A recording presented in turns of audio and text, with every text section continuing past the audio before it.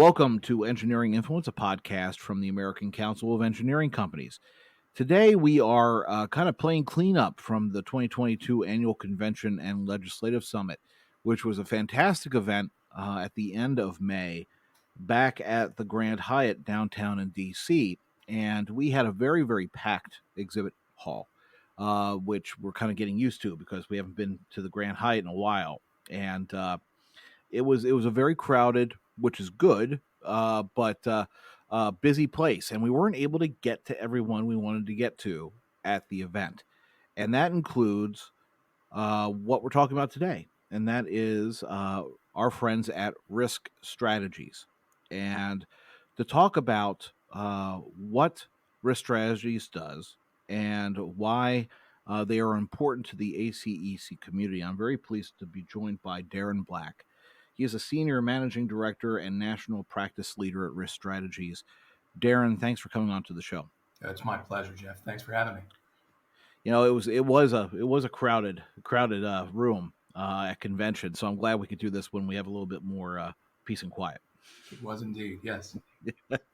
So tell us a little bit about Risk Strategies. You're no stranger to ACEC and the AE community, but what kind of separates you from some other providers in your space, and tell us a little bit more about the company. Sure. Risk Strategies is different in that it is a $1 billion commercial risk and employee benefits, human capital, all things risk management, insurance, and those types of things. But embedded within that very large brokerage, if you will, is a team of people spread across the country. We've got more than 60 folks that are dedicated to serving the needs of engineers and architects, design professionals generally.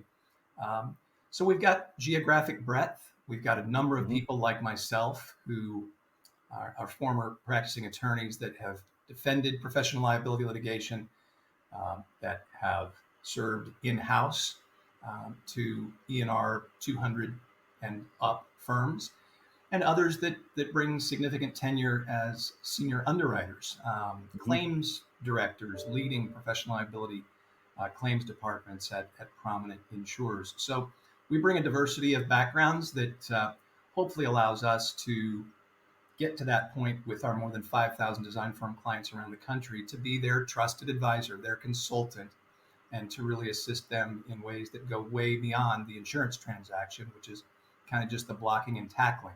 So yeah. It's an interesting time for the industry because a lot is happening.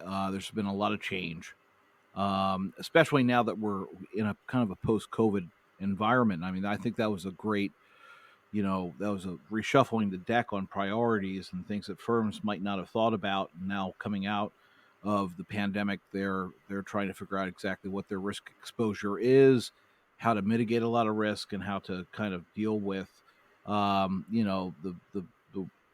dealing with clients and their own business. But then it's also been a time of upheaval in technology and in the way that projects are delivered. In your mind, just given your experience, on, like you said, Risk Strategies has people on both sides of the house, people who have experience in underwriting, people like yourself who have the experience in litigating these matters in the courts. In your mind, what's been the biggest shift within our space that you've seen with some of the members that you talk to? What's the big change? Well, I just think things have expanded. Technology has had such a huge impact on the profession that obviously impacts general counsel and CFO's perspective. It used to be only the professional liability that really kept them awake at night. But engineering firms and professional services firms generally have been such huge targets of all of the ransomware cyber attacks. And that now keeps folks up at night. We're dealing with increased exposures. We're dealing with sustainability and adaptability with respect to climate change and its implications on morphing the standard of care, bringing uncertainties there. And we're doing it in an environment where it's so tough to attract and retain talent. The passage of the infrastructure bill, Yeah. for example, only adds to the glut of contract backlog that so many of our client firms have, and there's just the professions seem to be ravaging themselves for that talent. It makes it hard to properly staff projects that need good project management skills and talents. So um, it seems like there's a lot more Hmm. on in-house risk managers' desks than there ever was, and hopefully we're able to help facilitate solutions Yeah. in any number of those issues that may come up. Yeah, that from a policy perspective, I mean, what we're focused on, of course, to your point, is the pipeline issue. It's the fact that we know that the infrastructure bill is going to create 82,000 new jobs in engineering, and you have downstream employment effects with that as well.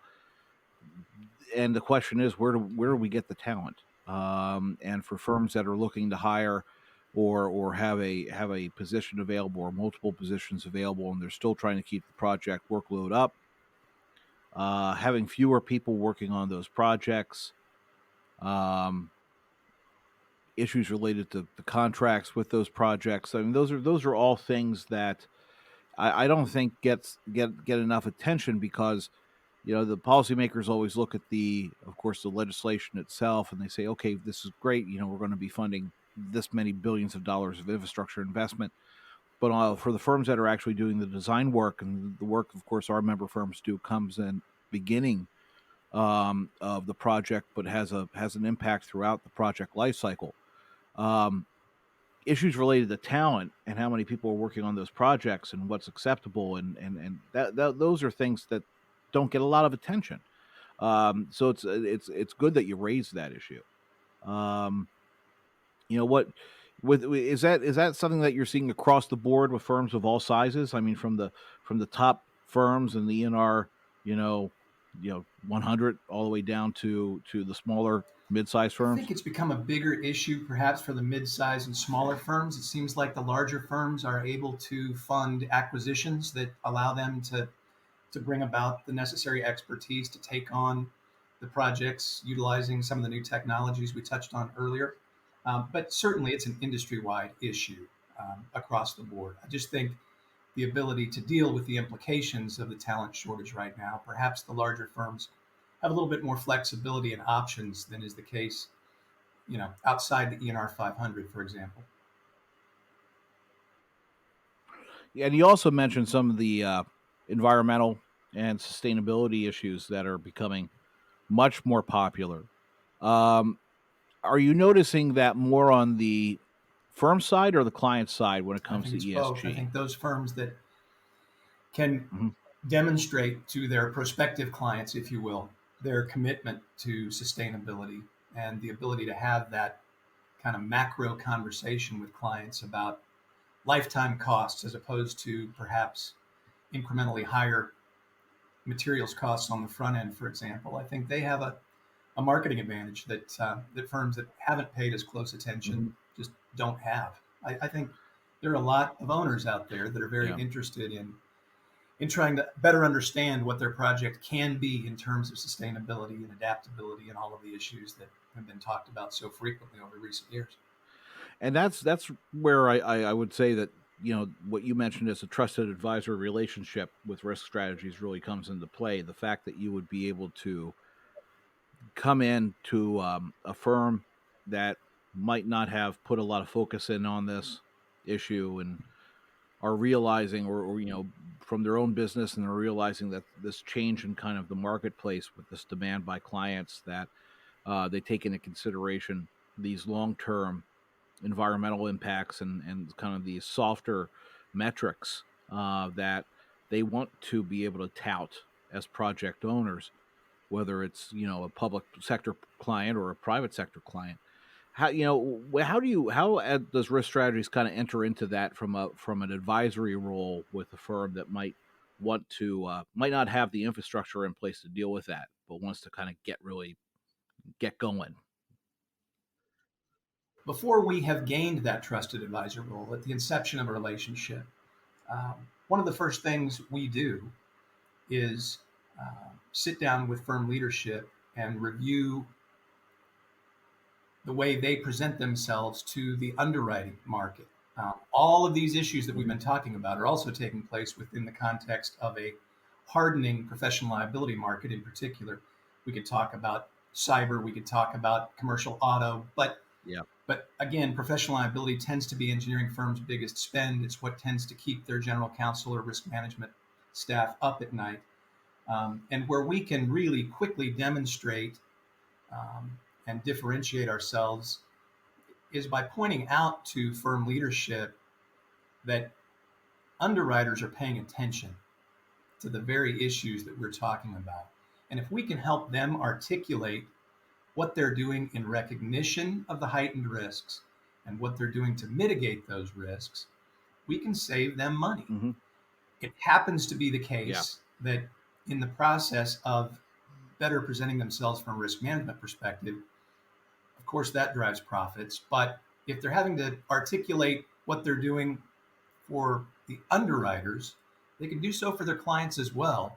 And it has implications well beyond, like I said, the insurance transaction. So we kind of get involved incrementally. It starts with that.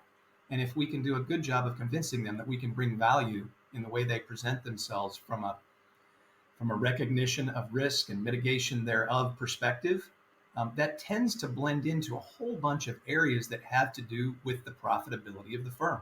And so that's kind of the inception of that trusted advisor role. And that's critically important because it's analogous to the engineering firms talking to their end clients in the same way of trying to kind of broach this relationship and kind of it's that partnership approach, which is extremely important. How long? I mean, Risk Strategies has been working with ACEC for a while now. I mean, how many conventions have you been to? Well, it's interesting. The practice that I just referred to, that in the aggregate, out of 7 or 8 different cities around the country, serves thousands of design firms. It just within the last few years used to be a confederacy, if you will. Risk Strategies has acquired a number of boutique professional liability agencies that had very significant market share and great client relationships in their respective geographies. I came on board a little over 3 years ago to bring those agencies together into the singular holistic practice that it now is, implementing shared best practices and same deliverables across the country, and the ability for all of our clients, regardless of where they may be located, to tap into those resources and expertise that we talked about earlier. So prior to maybe 5 years ago, all of those offices were strong, staunch supporters of both the ACEC and, for that matter, the AIA and other organizations, ASCI and so on, in their respective jurisdictions, if you will. But we've had a much bigger presence at a national level just within the last 3 or 4 years. And it's fantastic. The recent get together in DC allowed us to catch up with a lot of our clients that were in attendance in a social setting that could take place without an agenda. Nobody was worrying about a renewal or a claim or anything along those lines. And those are just great opportunities to further and foster those types of relationships that we're talking about. Yeah, it's a great way to kind of keep those relationships going and just talk about what's new and have those kind of stress-free conversations when everyone's together and kind of on the same page. So it's great, and we do hope to see you guys again when we meet in October in Colorado. Hopefully, we'll see you at the Broadmoor for our fall convention. It's a beautiful spot. We look forward to it. Yeah, could be worse places to Indeed. meet. And again, we do appreciate you being an exhibitor and sponsor for the 2022 annual convention. It was a great event.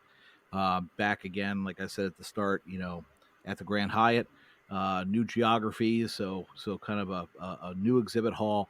And for anyone there who was not able to meet up with Darren and his group at Risk Strategies, I do recommend that you go online to risk-strategies.com And the practice areas, you'll see architecture and engineering, and you'll get some good information there. And Darren's contact is on that page. So, Darren, I do appreciate the time you've taken today, and I'm glad that we could connect after the event. Better late than never. Thanks so much, Jeff. I appreciate the time. Always. Yeah, look forward to having you back on the show. Just, drop us a line if there's something significant happening in your space, if there's a change, or if there's something that you think our members should know. Please just let us know. We'll have you back on. Thank you again. Wonderful. And again, this has been Engineering Influence, a podcast from the American Council of Engineering Companies with Darren with Risk Strategies. And we will see you again. Take care.